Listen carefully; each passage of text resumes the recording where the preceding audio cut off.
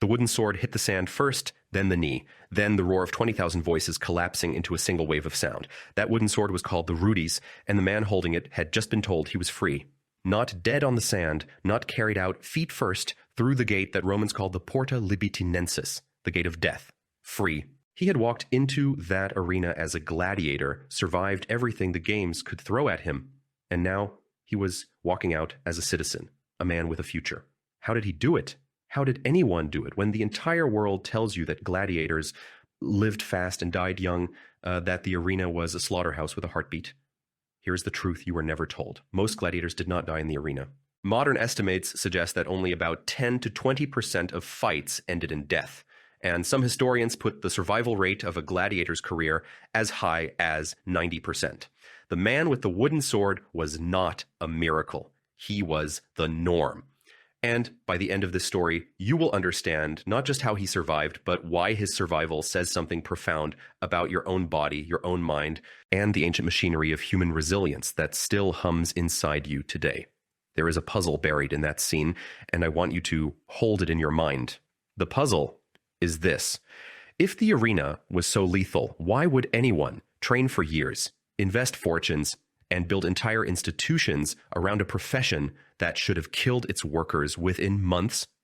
That is the first loop, and we will close it. But there is a second, deeper question underneath it, one that reaches across 2,000 years and taps you on the shoulder. What does survival actually look like when the odds are stacked against you? Not in a movie, not in a metaphor, in the flesh, in the bone, in the daily grind of a life that could end at any moment. You have probably imagined the arena wrong.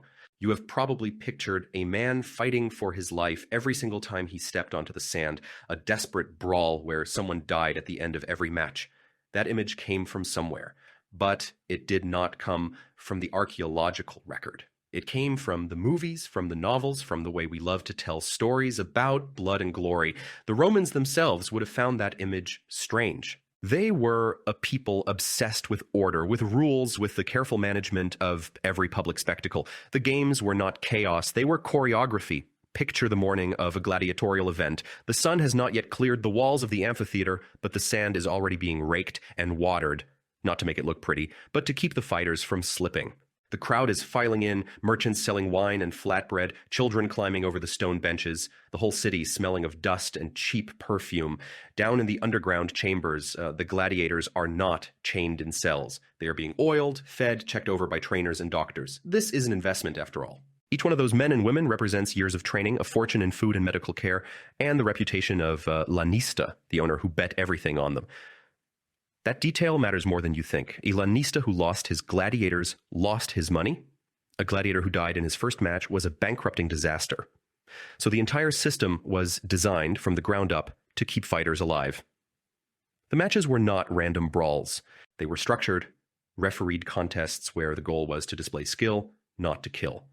The crowd wanted to see technique, courage, the beautiful dance of combat. A quick death was boring. A long, skilled display of swordsmanship was entertainment worth paying for. And here is where the first crack appears in the story you were told. If you were a gladiator who fought well, who pleased the crowd, who made the editor of the games look good, you were valuable. The crowd could spare you, and the editor, hungry for applause, would often listen. When a gladiator was defeated but not dead, he could raise his finger and appeal for mercy. The crowd would wave their handkerchiefs or turn their thumbs, and the editor would decide. More often than not, the defeated fighter lived. Some estimates suggest that as many as 80 to 85% of defeated gladiators were spared. The death was real, but it was not the point. Let me take you inside that moment, because you need to feel it, to understand it. The sand is hot under your feet, radiating the morning's heat back up through your soles. You can smell your own sweat, the iron tang of the air, the crushed herbs they rubbed on your skin before the fight. The crowd is a wall of sound, a living thing that you cannot see clearly because the sun is in your eyes and the dust is in your throat. Across from you, your opponent is breathing hard, his shield low, his eyes locked on your chest. You have both been trained at the same school. You both know the same moves, the same feints, the same deadly counters. The fight is not a slaughter. It is a conversation, a negotiation between two experts who have spent years perfecting their craft. You probe, he parries, you step, He steps. The crowd roars at every near miss. Your arm aches. The weight of the shield pulls at your shoulder. You can taste the metallic hint of blood in your mouth from a split lip. And then, suddenly, there it is. Your opponent makes a mistake, a wrong step, a dropped guard. You seize the opening, your blade finds his neck, and the crowd explodes. That moment on the sand, with the blade at his throat and the crowd roaring, is not what most of us picture when we think of gladiators. And that gap between image and reality is where the real story lives. Subscribe so we can keep walking these ancient halls together, pulling back the curtain on the humanity that shaped us. In the comments, tell me one word that shifted your picture of Rome. Mine is conversation, but you do not kill him. You stop. You look at him, this man you have trained beside, eaten beside, slept beside in the barracks. He looks back at you, and in that single glance, you both know what happens next. He raises his finger. The editor looks to the crowd. And the crowd, fickle and hungry for more drama, votes with their hands. He lives. You have won, and you are both still breathing. You helped him to his feet, and the two of you walk off the sand together, because tomorrow, or next month, or next year, you might be the one on your knees, and he might be the one who stops instead of striking. That scene played out thousands of times across the Roman Empire, and it changes everything you thought you knew. The gladiator was not a doomed man waiting to die. He was a professional athlete, a celebrity, a man with a career path. The average gladiator fought only a handful of times a year, and he spent the rest of his time training, eating, resting, and healing. The real enemy was not the arena. It was infection. It was the wound that festered in the days after a fight, the fever that crept in through a cut that should have been minor. The Romans knew this, which is why gladiators were cared for by physicians who had access to the best medical knowledge of their time. Their diet was carefully calibrated. Their training was supervised. Their lives were managed like the valuable assets they were. Bone evidence from gladiator graves tells a story that the movies never show. When archaeologists examined the remains of gladiators, they found healed fractures, old injuries that had been set and treated, bones that had knitted back together. These were not men who died in their first fight.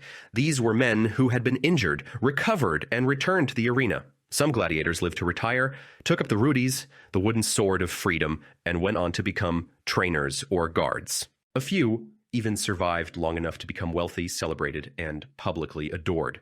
The path was hard, but it was not a dead end. Now, I want you to stop and think about what that means for your own understanding of human endurance. When you hear the word gladiator, you probably think of violence, of blood, of a life cut short. But the reality is that these were people who mastered the art of survival in an environment designed to kill them. They did not survive through luck. They survived through strategy, through community, through a deep understanding of their own bodies and their own limits.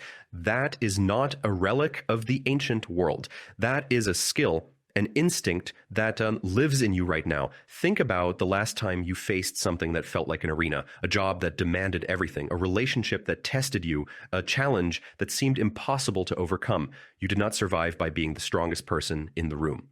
You survived by adapting, by learning the rules, by finding the people who would have your back, by knowing when to push and when to rest. Sound familiar?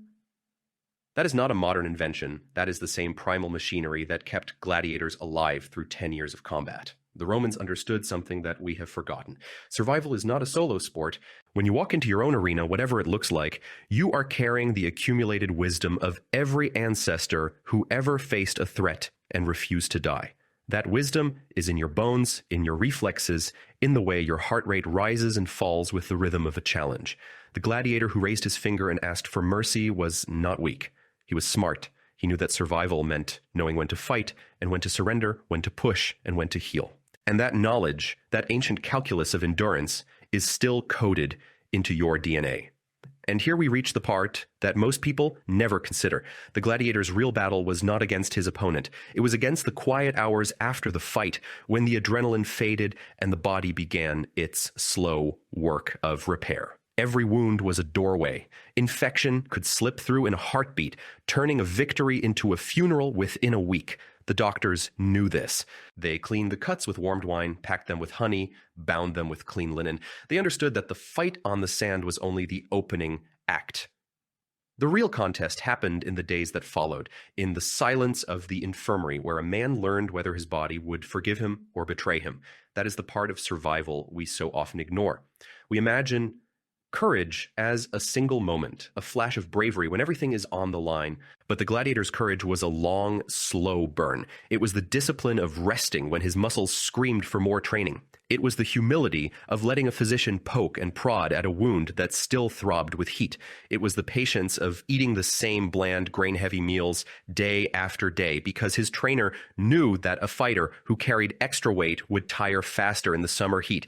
Every choice, every single day was a vote for survival. And those votes compounded year after year until they added up to a decade of life in a world that should have killed him in months. Look at the diet they followed, because it tells you more than any battle story ever could. Gladiators were famously given a diet heavy in barley and beans, so much so that they were sometimes called hordearii, barley men, by the Romans who watched them fight. This was not a punishment, it was a strategy. Barley is dense with carbohydrates, the slow-burning fuel that keeps a body going through hours of exertion. The beans provided protein for muscle repair.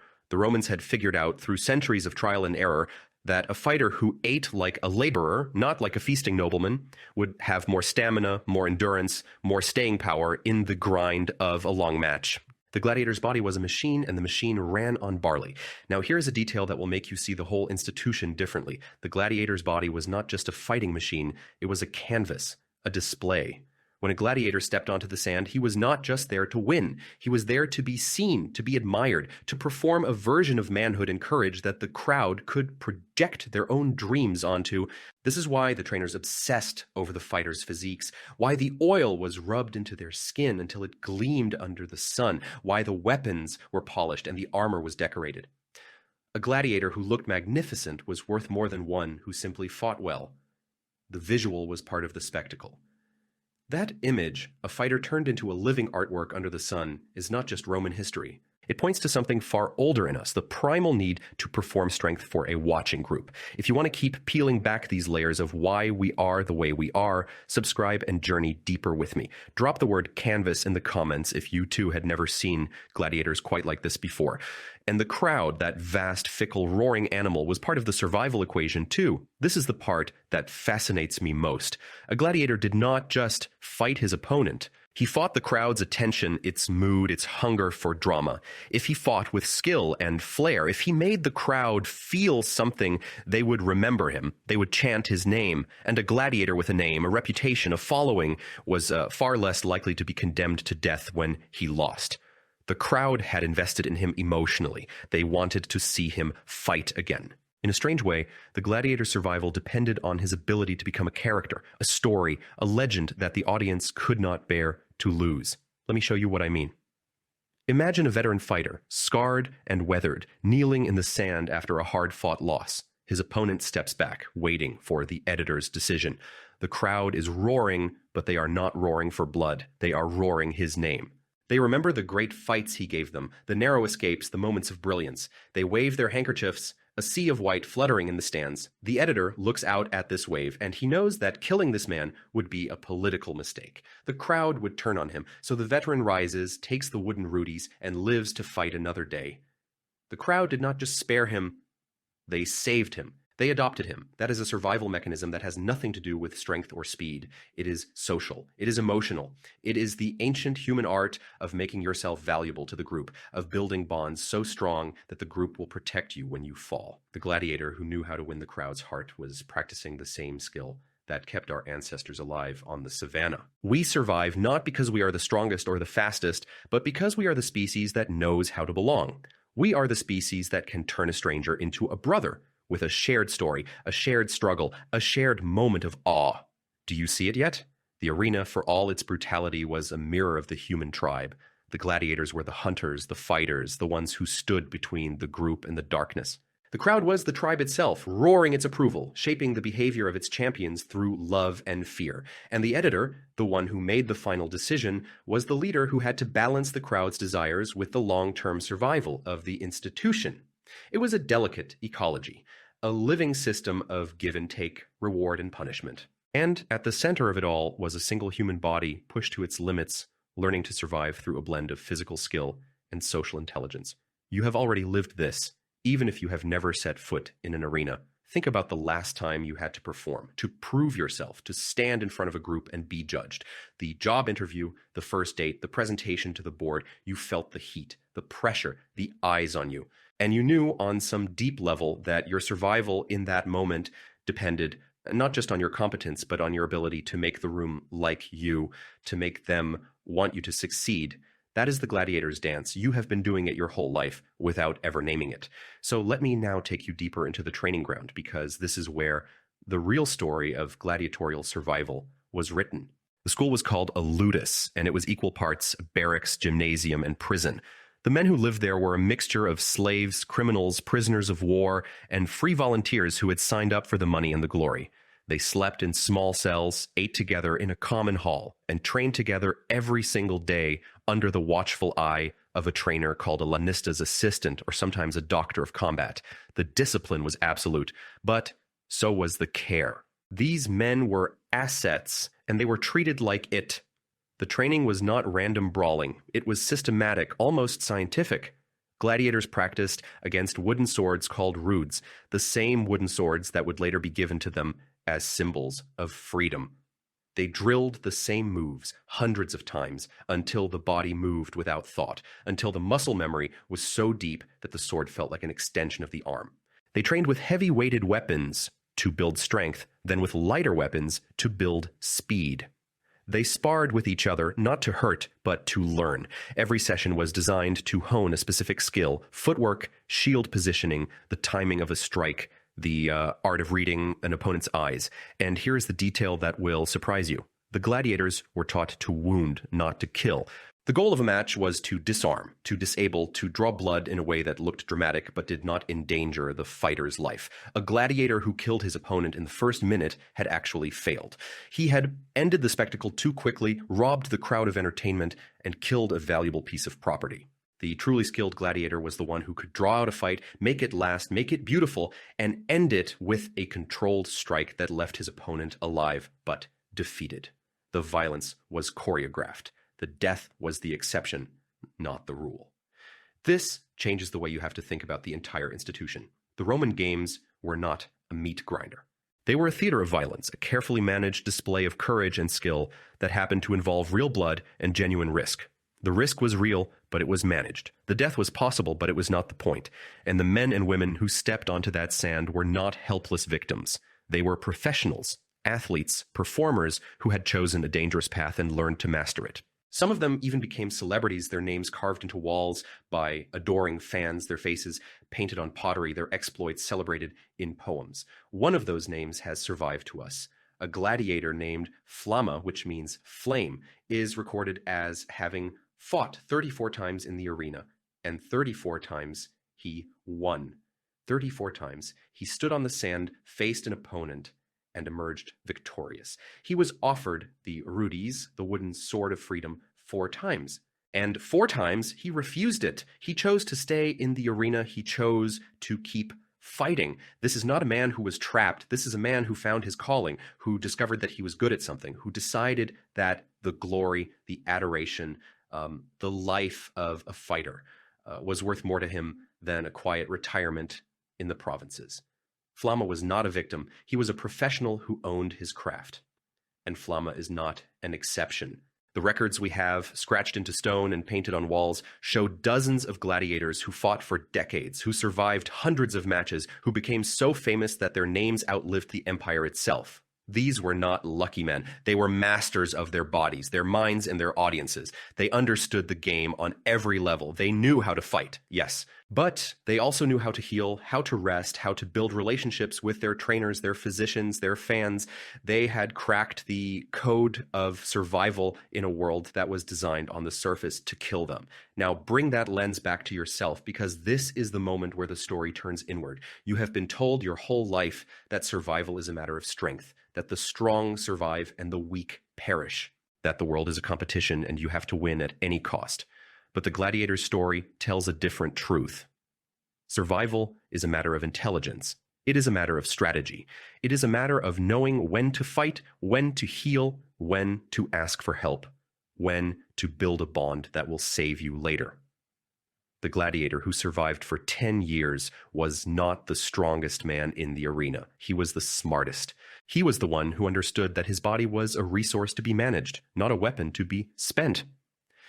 Let me walk you through what that management actually looked like, because it is more profound than you might expect. The gladiator's life was built on a rhythm, a cycle of exertion and recovery, of stress and rest. He would train hard for weeks, building his fitness and sharpening his skills. Then he would fight, pushing his body to its limit in a single, explosive burst of effort. Then he would rest, sometimes for months, letting his wounds heal, letting his muscles rebuild, letting his mind recover from the terror and the adrenaline. This cycle was not accidental. It was designed. The trainers knew that a fighter who trained constantly would burn out, would break down, would become injured and useless. The fighter who rested was the fighter who would still be standing in 5 years, in 10 years, in 20 years. This is where the modern world has lost its way. We have been taught to glorify the grind, to push through the pain, to work harder and harder until we collapse. We wear our exhaustion like a badge of honor. We boast about how little sleep we get, how many hours we work, how we never take a day off. And in doing so, we betray the ancient wisdom that kept our ancestors alive. The gladiator knew that rest was not laziness. Rest was strategy. Rest was survival. The body that was allowed to heal would be stronger tomorrow than the body that was pushed past its breaking point today. That is not a weakness. That is a deep biological intelligence that our species honed over millions of years of hunting, gathering, and surviving. The rhythm of the gladiator reveals something we have nearly forgotten, that rest is not weakness, but a deep survival strategy coded into our genes. If you want to keep uncovering these buried truths about what it means to be human, subscribe now and walk the next discovery with me. In the comments, type the word rhythm fantheoria and tell me one way. You've been taught to ignore your body's need for rest. Look at the natural world for a moment, because it shows you the same principle everywhere. The lion sleeps up to 20 hours a day. The wolf spends most of its time resting, conserving energy for the hunt. Even our own ancestors, the hunter-gatherers who wandered the savannah for hundreds of thousands of years, worked only a few hours a day to secure their food, then spent the rest of their time resting, socializing, telling stories, healing. The idea that survival is a constant, relentless struggle is a modern myth, a story we tell ourselves to justify our own burnout. The ancient world knew better. The gladiator knew better. So there is a truth buried in all of this, and it is this. The most dangerous thing in the arena was not the opponent. It was the wound that was ignored, the fever that was left untreated, the exhaustion that was pushed through instead of rested, the body that was spent instead of replenished. The gladiator who survived was the gladiator who honored his own limits, who listened to his body's signals, who knew that a single day of rest was worth 100 days of desperate effort. And the gladiator who died was not always the one who was less skilled. Sometimes he was the one who pushed too hard, too fast, who ignored the warning signs, who tried to be a hero instead of a survivor. You can already guess where this is leading, because you have felt it in your own life. The project you worked on until 3 a.m, telling yourself it was worth it. The relationship you stayed in long after it started breaking you down. The goal you chased with such intensity that you forgot to eat, to sleep, to breathe. You have been the gladiator who ignored his wounds. You have been the fighter who refused to raise his finger and ask for mercy.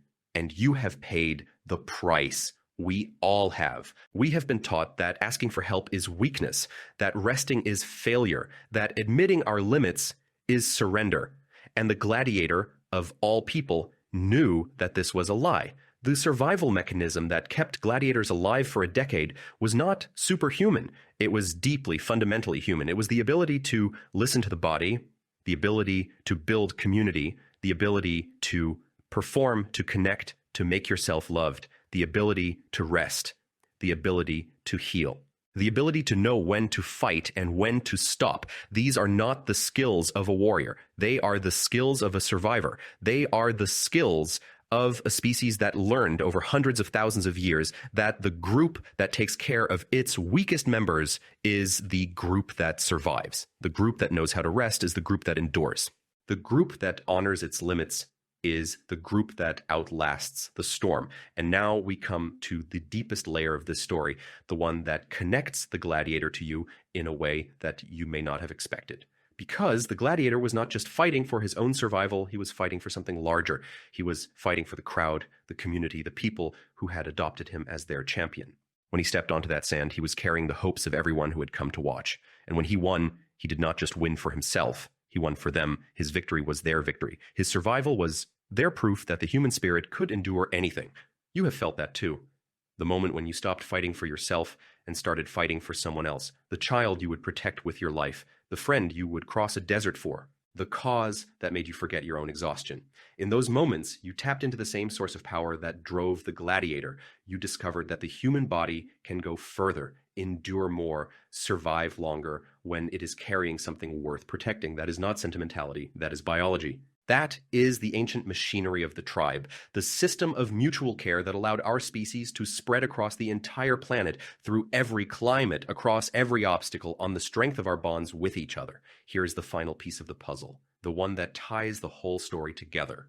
The gladiator survived because he was never truly alone. From the moment he entered the ludus, he was surrounded by a community, his trainers who pushed him but also protected him, his physicians who healed his wounds, his fellow gladiators who shared his meals, his fears, his victories, his fans who adored him and fought for his life. He was embedded in a web of relationships, a network of care that caught him every time he fell, and that web, that community, was his real armor. That was what kept him alive for 10 years, for 20 years, for a lifetime in a profession that should have killed him in months. So when you face your own arena, whatever it looks like, remember the gladiator. Remember that he did not survive through solitary strength. He survived through connection. He survived through rest. He survived through the courage to ask for mercy, to show vulnerability, to admit that he needed the crowd on his side. And you have that same power, that same ancient inheritance. The wisdom is already in you, passed down through countless generations of survivors. The only question is whether you will listen to it, whether you will honor your body, build your community, and have the courage to raise your finger when you need help. The gladiator did. And that is why he walked off the sand with a wooden sword in his hand and a future ahead of him. Think about that the next time you feel the heat of your own arena closing in. The sand is the same, the roar is the same. And somewhere in your cells, in your reflexes, in the deep and ancient wiring of your nervous system, the gladiator is still fighting. He knows the way out. He always did. The question is whether you will let him lead.